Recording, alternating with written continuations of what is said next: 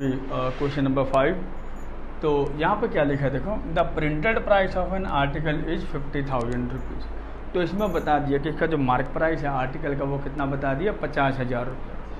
The wholesaler allows a discount of 10% to the shopkeeper. वो दुकानदार को 10% डिस्काउंट देने के लिए राजी हो गया, तैयार हो गया। The shopkeeper sells the article to the consumer at 4% above the mark price.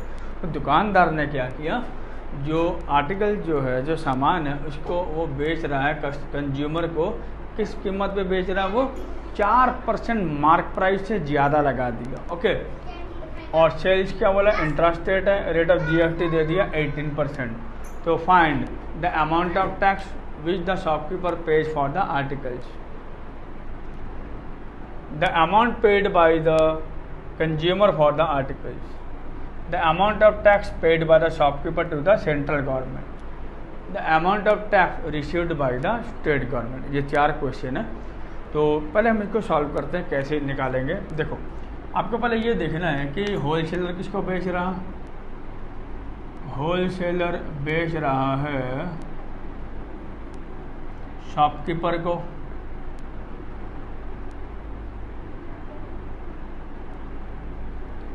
Shopkeeper किसको बेच रहा है, कंज्यूमर को। ओके, अब देखो मैं पहले होलसेलर की बात कर रहा हूँ। आप देखो होलसेलर के जो मार्क प्राइस था वो क्या था, 50,000 रुपये। ओके, तो होलसेलर दुकानदार को कितना % डिस्काउंट देने के लिए राजी हो गया, 10%। ठीक है, तो ये जो दुकानदार है, दुकानदार ने क्या किया, 50,000 का जो सामान है उसके ऊपर वो क्या किया, 4% अबव क्या किया, मार्क प्राइस। ओके, 4% यानी कि मार्क प्राइस के ऊपर वो कीमत तय किया।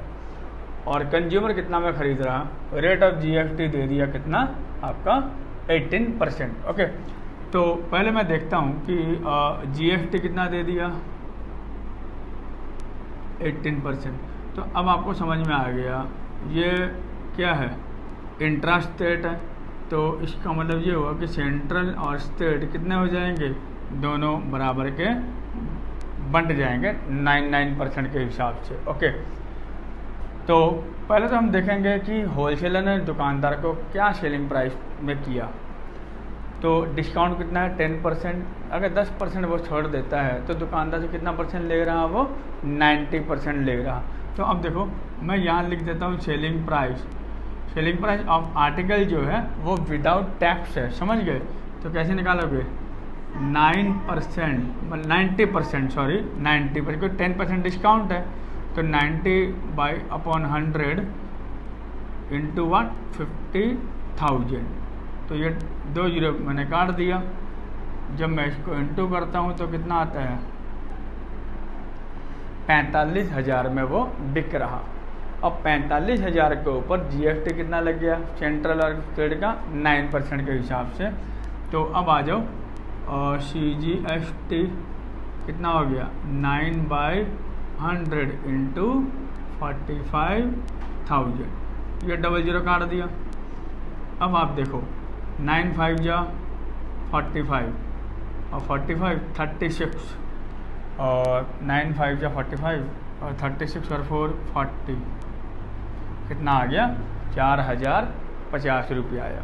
ये आ गया आपका सेंट्रल गवर्नमेंट का। तो स्टेट गवर्नमेंट का भी वही आंसर आएगा, 4,050 रुपीज़। और मुझे कुछ नहीं करना है, वही यहाँ तक मेरा आ गया। अब हम बात करेंगे इसको लेके। तो अब आपको ये देखना है कि इसने क्या किया, सेलिंग प्राइस 50,000 के ऊपर में वो 4% और लगा दिया। ठीक है, तो ये काट दिया। अब आप देखो कितना बन जाएगा, जो 50,000 का जो सामान था वो 52,000 में वो बेच रहा। इसके ऊपर क्या लगा दिया, जीएसटी लगा दिया। तो जीएसटी कितना, सेंट्रल का कितना हो जाएगा, सेंट्रल का 9% तो 9/100 इंटू 52,000 कट गया, तो देखोगे 4680 आ गया। ठीक है, तो स्टेट गवर्नमेंट का भी क्या हो जाएगा 4680 आ गया। ये आपका आ गया जीएसटी। ओके, अब हम देखेंगे कंज्यूमर कितना में खरीद रहा है, ये हमें देखना है। आप देखो कंज्यूमर कितना में खरीद रहा था वो सामान 52,000 में, है ना। तो 52,000 में वो खरीद रहा और वो जीएसटी भी दे रहा। तो अब देखो दुकानदार में इसमें तो प्रॉफिट तो बताया नहीं, मैंने आपको पहले ही क्या बोला था कि जो फाइनल जीएसटी बनता है जिसमें प्रॉफिट नहीं होगा वही हम फाइनल जीएसटी लेके चलेंगे। तो सेंट्रल जीएसटी कितना है, सेंट्रल जीएसटी 4680 और स्टेट गवर्नमेंट का 4680। ओके, जब हम इसको सवाल करेंगे तो इसको सवाल करने से मेरा कितना आएगा देखो 8,000 और ये 60,000 हो गया, बाकी इसको सवाल के 60 और 12 यानी कि कितना आ जाएगा 60,000 और इधर में आ जाएगा 12, तो क्या 61360 तो ये आ जाएगा। ओके, तो ये आ गया जो इसने ख़रीदा है। ठीक है, तो जीएसटी लेके मैं इसका और एक तरीका मैं बता सकता हूँ। देखो मैं यहाँ लिख देता हूँ और ध्यान से सुनोगे। वो ख़रीद रहा 52,000 में, जो उसने जो दुकानदार को यानी कि दुकानदार का जो जीएसटी था वो कितना निकलेगा और होलसेलर का जीएसटी तो आपको पता चल ही गया 4,050 सेंटर का, 4,050 स्टेट का। अब जो दुकानदार का जो जीएसटी है इसमें तो प्रॉफिट नहीं दिया, तो इसको हम कैसे निकालेंगे आउटपुट माइनस इनपुट। तो कैसे निकलेगा आउटपुट माइनस इनपुट फिर plus output minus input. Okay, अब देखो तो क्या हो जाएगा देखो 52,000 प्लस ये आउटपुट कितना था माइनस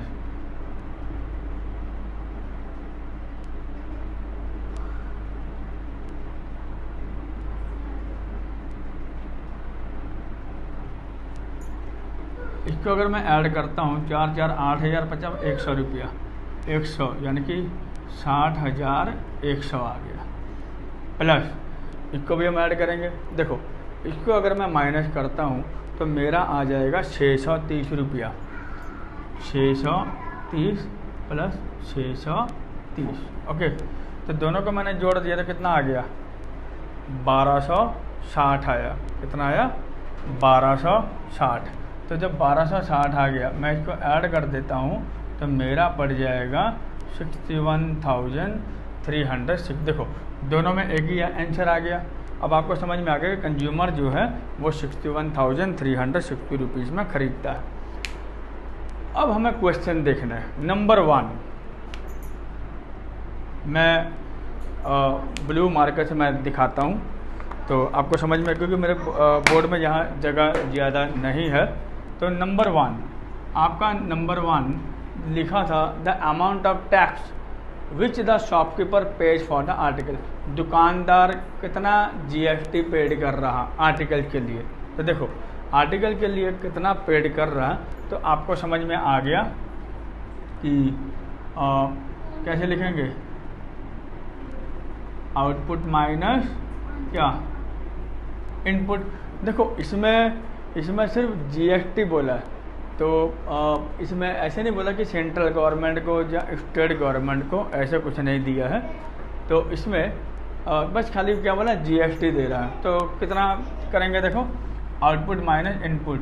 तो इसका आउटपुट कितना था 4,680 माइनस 4,050 तो कितना आ गया 630 रुपया। ये आ गया 630 रुपया आ गया। तो ये आपका पड़ जाएगा amount of tax which the shopkeeper pays, अच्छा pays for article not GST बोला, तो 630। तो एक काम करते हैं, ये क्वेश्चन गलत हुआ है। तो क्वेश्चन था, क्वेश्चन नंबर 1 बोला कि amount of tax under GST which the shopkeeper page for article, वो सामान खरीदने के लिए वो कितना पे कर रहा। तो सामान किससे खरीद रहा, होलसेलर से। जब वो होलसेलर से खरीद रहा तो होलसेलर कितना में बेच रहा था, 45,000 में, ओके, प्लस और उसको जीएसटी कितना देना पड़ गया था, ये यानी कि 4,050 प्लस 4,050। तो इसको अगर हम ऐड करते हैं तो देखो कितना आता है, 8,100, 8,100। ये आ गया नंबर 1 का, यानी कि दुकानदार जो है वो सामान के लिए कितना रुपया पे कर रहा है, 53,100। ओके, नंबर 2 क्वेश्चन था the amount paid by the consumer for the article. Consumer जो है वो सामान के लिए कितना पेड कर रहा है, आप मैंने पहले ही यहाँ पे निकाल दिया। तो कितना आएगा इसका नंबर 2 का, 61360। ये हो गया नंबर 2। नंबर 3 हम देखेंगे, और the amount of tax paid by the shopkeeper to the central government को वो कितना दे रहा। तो सेंट्रल देखो उसका जीएसटी बनाइए, लेकिन इसमें से होलसेलर को कितना देना पड़ गया था, ये। तो अब इसको ये जो टैक्स ये कहाँ से लिया, कंज्यूमर से, और इसने दिया कितना, 4,050। तो इसमें तो कहीं प्रॉफिट नहीं दिया। मैंने आपको पहले ही बोला कि दुकानदार जो है वो खरीद के वहाँ बेच रहा है। तो ये कैसे निकालेंगे, आउटपुट माइनस इनपुट। कैसे निकालेंगे, आउटपुट माइनस इनपुट, यानी कि 4,680 माइनस 4,050। मेरा आंसर आ गया 630 रुपये। ओके, तो ये मेरा आंसर आ गया नंबर 3। अब नंबर 4 देखो, बोला कि स्टेट गवर्नमेंट को कितना रुपया मिल रहा है। तो देखो पहले तो मैं बात करता हूँ स्टेट गवर्नमेंट को कहाँ से मिला। पहला नंबर हुआ होलसेलर से, दूसरा हुआ शॉपकीपर से। तो होलसेलर से कितना मिला, होलसेलर से कितना मिल रहा है स्टेट गवर्नमेंट को, 4,050 रुपया, ठीक है। प्लस जो दुकानदार को जो देना था कितना था, आउटपुट माइनस इनपुट, यानी कि 630। मैं ब्रैकेट भी मिटा देता हूँ, कोई दिक्कत नहीं है। इसको हम अगर प्लस करेंगे तो कितना आएगा, देखो 4680। देखो ये आ गया। तो अब मैं डायरेक्ट भी निकाल सकता हूँ कि स्टेट गवर्नमेंट को वो इतना मिल रहा, क्योंकि ये फाइनल जीएसटी हुआ। तो ये भी ठीक है। मैं इनडायरेक्टली अगर निकाल रहा हूँ कि आउटपुट माइनस इनपुट, तो आउटपुट माइनस इनपुट का कितना आया, 630, और होलसेलर कितना दे रहा है, 4,050। तो दोनों को हम प्लस कर देंगे, 4,680 आ जाएगा। तो ये जो हमारे जो चारों यहाँ आ गए, आंसर आ गए। ओके, तो मैं उम्मीद करता हूँ कि आपको समझ में आ गया होगा। तो best of luck, bye bye.